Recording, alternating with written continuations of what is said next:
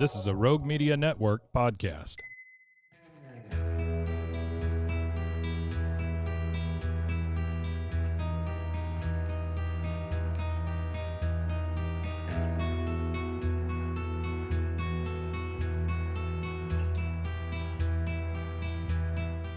Welcome to Silent Witness, the podcast that talks about cold case and true crime with your host, Christina. Hello, hello. And Erica. Hello. All right, what do we have today, ma'am? Well, let's travel back in time. Ooh, how far back? Let's go to 1980. Oh, okay. Yeah. Okay. That's pretty far. Yeah, pretty far. Jimmy Carter was president. Oh, gosh. Yeah. Cold War with Russia was raging on. Full boat. Yep. And hence the U.S. boycotted the 1980 Olympics, which were to be held in Moscow. Yes, yes. John Lennon was murdered that year. Was that in 1980? Mhm. Oh, crazy. Okay. And John Wayne Gacy, known as the clown serial killer, who was convicted of the murders of 33 young men and boys, Creepy was dude. sentenced to death in 1980. As he should have been. Okay. Yep. Oh, topping the music charts was Blondie and Queen. Ooh. And, and at the movies, Empire Strikes Back and Urban Cowboy. Oh. I love that movie. Bud and Sissy. I love that know, movie. I love that movie. Okay. So let's go to Midland, Texas. Okay. Which was 44 years ago. Good gracious. know. That sounds illegal. Okay, so 1980, 44 years ago, Midland. Midland, Texas is located in West Texas. And its current population is 134,000. Is it really? Yeah. In 1980, it was about 70,000. Yeah, So it was way smaller. But it's an oil town. Mm-hmm. I'm like, it was Urban Cowboy. No. That's what I looked it up, and Urban Cowboy was filmed wherever Gillies is. I forget now. Remember, they were always at Gillies. So yeah. Oh, so it real okay. So because I thought, maybe it was placed there, but then I looked it up and it wasn't quite Midland, but sort of. It was that same kind of town. But let's talk about a young lady, Kristy Lynn Booth. She was born December 26th in 1960 to Tom and Myra. Okay. While in high school, she participated in art club in FHA, which is Future Homemakers of America. I don't think we have that anymore. That I don't. I know we talked about FFA once, and we do have that. But I don't think that would fly in 2024. Yeah, but so that was a thing in the 70s. Oh yeah, You had to learn how to be a homemaker. You did. You had to get those patterns and learn how to sew them. How to sew, how to cook. Yeah.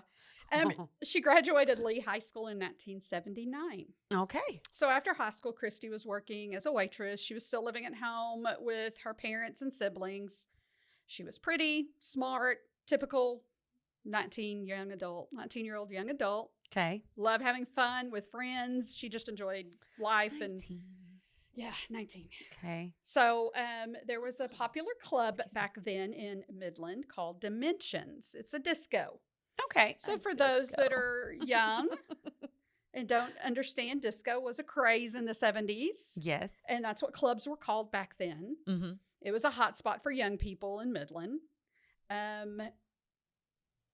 Disco was king of music. Sure. It was before the hair bands of the 80s. So we're still staying alive and all that. Okay. Yeah. The club was located near the local VFW, which was the Veteran Foreign Wars. It's like a meeting place for veterans. It is. Yeah. And it was on Air Park Lane, and it was attached to a bowling alley. Oh. So let me give you a visual of how the bar was inside, or how the club was. So young people would set up along the wall after ordering drinks, and there was a DJ booth, and it was on the side, and in the middle was dancing.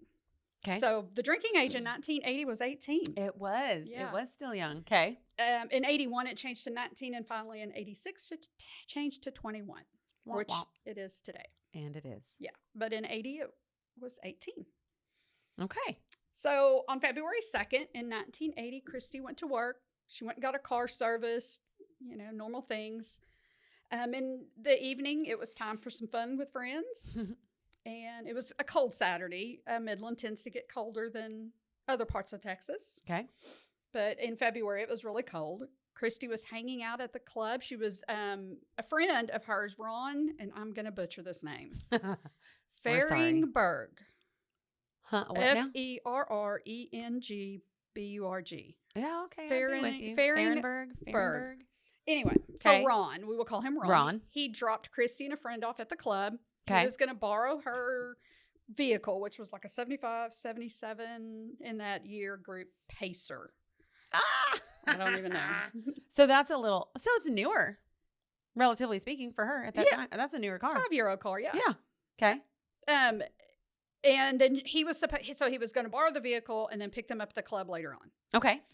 So in the club, she was with her friend. She took off her shoes, and the group was dancing. I think the shoes probably hurt her, whatever. Sure. Oh, we've all kicked off our shoes after a while. Yeah. So she, kicked them off. She was with the group. She was dancing as everybody else in the club did. Fun. And again, in February, it was cold. In West Texas, it's, it was about 21 degrees. Sure. Yeah. That's our really winter. Cold. So, yeah. And when you say it's western, like the western part of the state, right? Yes. And Not so West it often, Lubbock and that area, it often snows there. Yeah. A lot more than it would anywhere else. Yeah. Unfortunately. Because you're getting closer to like New Mexico and Colorado and cold. We need some snow this year. Ooh. A good lockdown freeze. Oh, I do like a couple days of that. Yeah. I do enjoy. I do too. Okay. As long as everybody's in buy all the freaking toilet paper again. Oh, they're already doing that. I know. Stop. Oh, don't even get me started. Okay. When Ron returned to pick her up, it was about 11, and she was nowhere to be found. So Kristy, according to my research, her and her friend were nowhere to be found, but specifically Kristy. I believe the friend was eventually to be found. Yeah. So did they get separated from each other in the club, or? Yeah. So I'll get that's coming up. Not me getting ahead again. That's Sorry. okay. Go ahead. But at some point too, she was also noticed dancing with a male, Caucasian male, big muscular build with a goatee and a mustache. That's super helpful. I mean, kind of. She's a girl partying. Of course, she's going to dance. With boys. But apparently, at some point, she had stepped outside of the club, and she stepped out with no shoes, no coat, no purse. So she wasn't to be out there for very long. Okay. I mean, if you think about it, stepped out, or she was drunk and didn't notice. Yeah, she could have been. She could have went out to smoke. She could. Yeah, I was going to ask if she was a smoker. Yeah. Okay. But she went missing, so she couldn't be found when Ron went back to pick them up. However, a missing persons report wasn't filed for about 5 days because she would often stay with friends or relatives and not necessarily go home. So when she didn't show up, the family just assumed she was with a friend, so they weren't too worried. And also, kind of context. This is the 80s is when that commercial came on at 10 o'clock at night. That's like, hey, do you know where your kids are? Because we didn't have cell phones and Life 360 and iPhone Find My Friend apps, and there was no connection. No, and if you wanted to make a phone call, you go to a payphone or a friend's house, and so the family, and because she often stayed with friends or. They weren't that worried. So it wasn't immediately worrisome. Right. Yeah. Okay. And they did start getting worried once the police called to say that they found her car abandoned. So about that, and then that's when they they found her car. The police found her car abandoned. Okay, so the buddy, I'm so confused because the buddy came to pick her up in her car, right? And he couldn't find her. And I don't know. And it'll start to make a little more sense. Okay. Maybe. Okay. Yeah. So again, Kristy's car was abandoned, and it had been driven 268 miles that were unaccounted for. Because she got her car serviced that morning, so they had a mile so they count. Could see. And so so she had. Interesting. Which no one was sure how or why. Okay. Did Ron drive that 268 miles or something? I was like, did nobody ask him? Yeah, we're getting there. God bless We're getting there. Christina. So the mileage is a mystery. Okay. It is not known. Now, the police may know. That's a lot. Yeah, the police may know, but as far as what's out in the world, I don't know. Okay. Okay. And the car likely didn't break down, because she just had it serviced. So Right. it's not like it broke down and she was taken. And it's not like an old, like she's not driving a 57 Yeah. in the 80s. And it's a newer car. Yeah. Okay. So, it was in full working order. I believe the police did have that checked. Okay. So let's look at our friend Ron. He was considered a suspect, but was later ruled out after passing a polygraph. Now, he was probably still a person of interest and suspicious, because you can't use polygraphs, but they can rule people out or in a crime. You just can't use that as evidence in court. Even back then? Yeah, even back then. Okay. They're considered unreliable. I, however, consider them very reliable. Really? They are used in probation and parole for sex offenders, because it's hard to determine if they're reoffending, and a polygraph is usually the way to go. And they are used in those cases in probate. If a sex offender's or other cases, there's other violent crimes that, and drugs and whatever. But if you're sentenced to probation, especially with a serious felony or a sex offense, for sure, you would be ordered to take polygraphs. Wow, good to know. Yeah, so keep that in mind for our next case. Oh, I was like, I don't plan on breaking the law, but okay. For our next case, so people can't really trick the polygraph like they show in Not shows? really. Not even if you're one of those people with like you can super low there are blood pressure and no reactions. You can, but the person running it should be trained enough to know when somebody's trying to trick it. Okay. And usually, the FBI, if they're conducting the polygraph, they're usually very highly trained, and they'll be able to tell that you are trying to bypass the test. Interesting. Okay, cool. Okay. So back to Ron. Sorry. Yeah. So he did pass the polygraph, and although it was suspicious, he wasn't considered a suspect. But at this point, it's not known if he was involved or had any secrets or knew anything, because we never know. He's no longer alive. Oh. Yeah. Oh, well, I mean, he 44 years ago. Okay. But police did follow every lead in this case. They conducted searches to no avail. They interviewed everyone at the bar. No one really knew anything. Police interviewed family, friends. They have used all the, latest technology available to date for this case. This is considered the oldest cold case in Midland. Wow. Yeah. But they're still determined to solve it. But so is this one on the Ranger site? I don't know. I'll look in a little bit. I think it is, but I don't remember. Okay.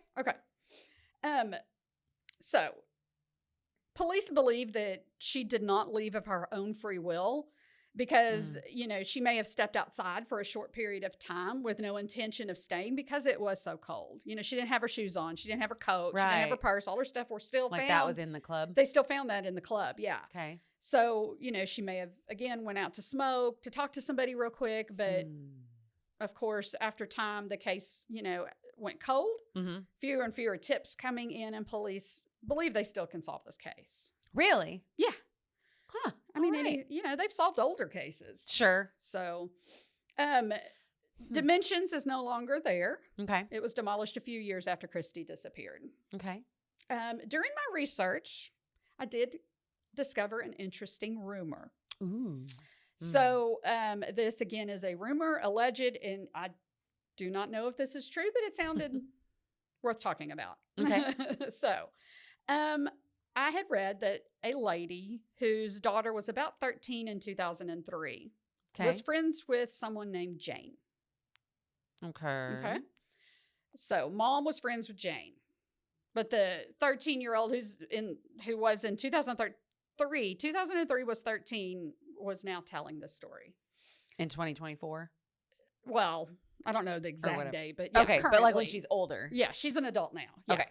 So Jane was described to be husky, tomboyish woman who frequented Dimensions and might have been there that evening, but she did frequent Dimensions. Other witnesses who visited the club also confirmed that she often went there. Okay. Not again, but Jane apparently had a crush on Kristy. Oh, okay. And told her how she felt, but Kristy did not return those feelings and apparently told Jane this. So, according to the friend of Jane's daughter, Kristy really didn't want to be around Jane, and Jane was known to also have a pretty bad temper. Okay. So the rumor is that the reason Kristy stepped outside was due to discussing this with Jane. Of course, this is all alleged and a rumor. Okay. I don't know. But apparently Jane was rejected, angry. Kristy may have turned to go back in the club, and the rumor is that Jane hit her in the back of the head. Wow, that's quite a story. As Kristy was turning to walk away. But you got to think, there was no cameras. There's no surveillance cameras back then. Right. There's no Ring cameras. There's no cell phones to record. Right. You know, so, yeah. So, I mean, it's a plausible story. She may have stepped out there to talk to her briefly. Hey, I'm not interested. Yeah, but then for nobody to see that, or I mean, they were all in the club. I mean, it may have been a slow night. Maybe they walked off a little bit to the side. Who knows? Yeah. Who knows? But back to the story. Okay. So apparently, Jane confided this into her friend. That she hit her? That she killed her. Yeah. Oh. And way to bury the lead on that. She either buried the body or the body was put down a well. And again, Jane confided this into her friend. Okay. I don't know the friend's name. Okay. And that she wasn't real sure. Jane wasn't real sure because she was pretty drunk that evening. So the story was told to police around 2003, right after Jane committed suicide.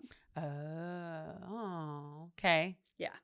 The person that Jane confided did tell police after the suicide. And I can imagine that the reason she didn't beforehand was probably, Jane had a bad temper. I'd probably be nervous too. But, Yeah, but dang, that sucks because now Jane can't answer any questions.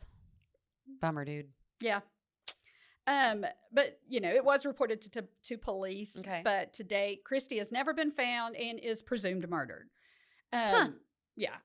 So, we don't know what, according to this daughter, it was never spoke of again. So she's unsure what the police did with that story, if anything. And, as I was researching this, there's a lot of rumors, and this was just a main one that really, to me, was plausible. Has some teeth. Yeah. Yeah. Yeah. Wow. So, again, Kristy has never been found. Her parents have since passed away, and they never knew what happened to their daughter. Ugh. But Kristy did have siblings, and I think they are keeping the case active. Okay. Again, this is Midland's oldest cold case. Okay. Kristy was 19 at the time of her disappearance. She is a white female, 5'7", and around 115.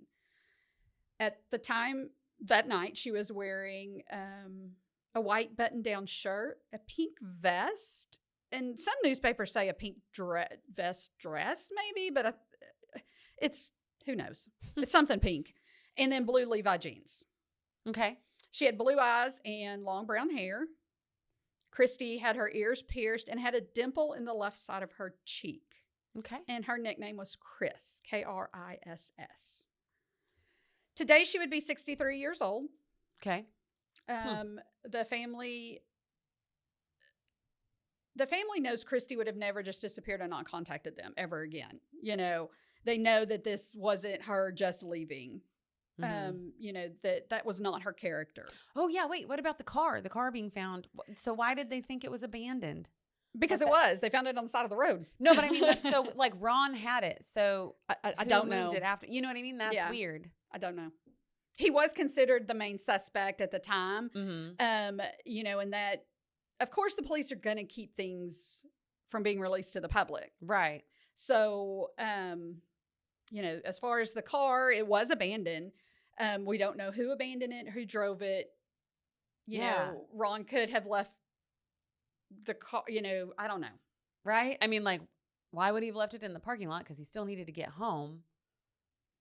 And then did somebody steal it after that? Like, that's really weird. Yeah, the it's whole really thing. weird that they're like, yeah, totally, it's abandoned. Well, I mean, the police but you found it knew. on the side of the road, road. or in a parking lot. It wasn't in the parking lot of the club. mm-hmm. It was somewhere else, a That's few just miles weird. away. Especially since Ron was the last one that had possession of it. Yeah. Huh. But then again, he may not have been the last one. That It we could have know. been Jane. It could have been the Mhm. white male she was dancing with. We don't know. Oh, man. And again, police will keep a lot of things, to themselves. Sure. There were a lot of people at the club that night. Okay.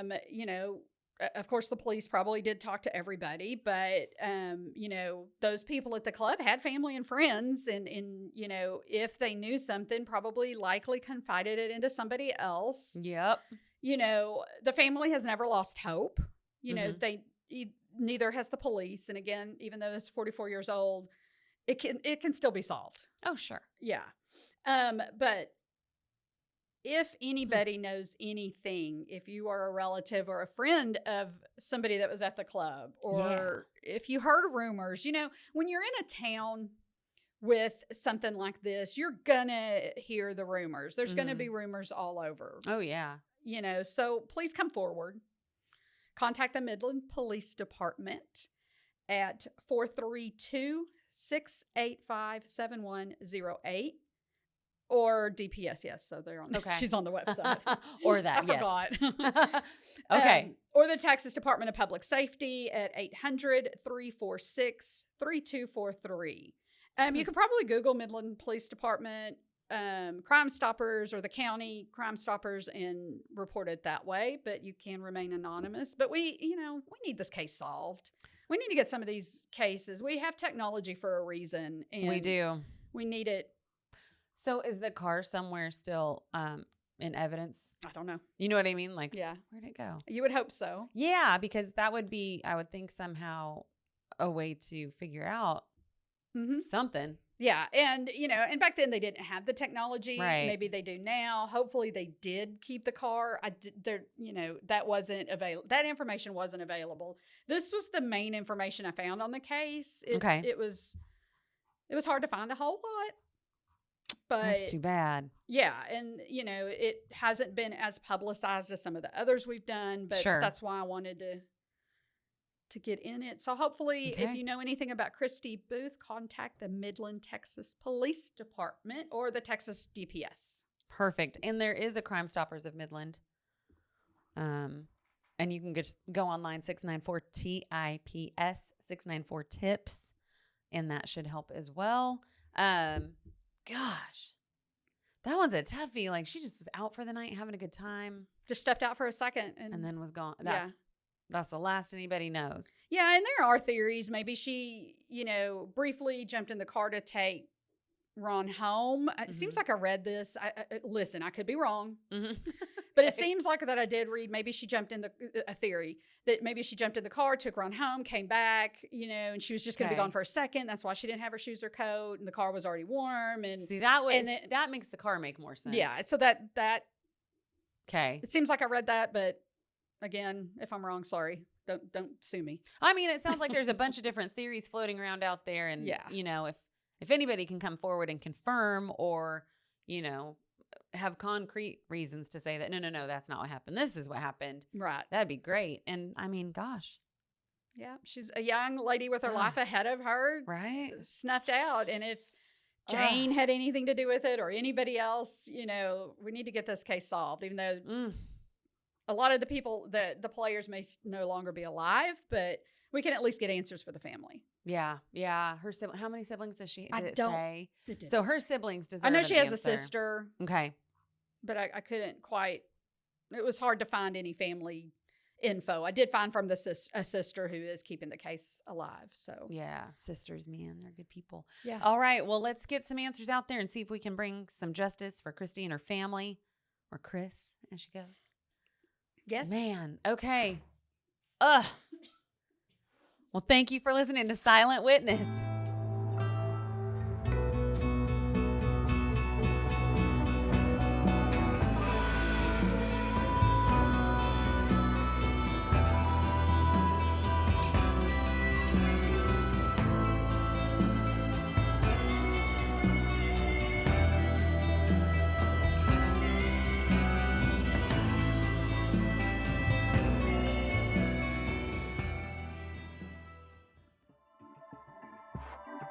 This has been a Rogue Media Network production.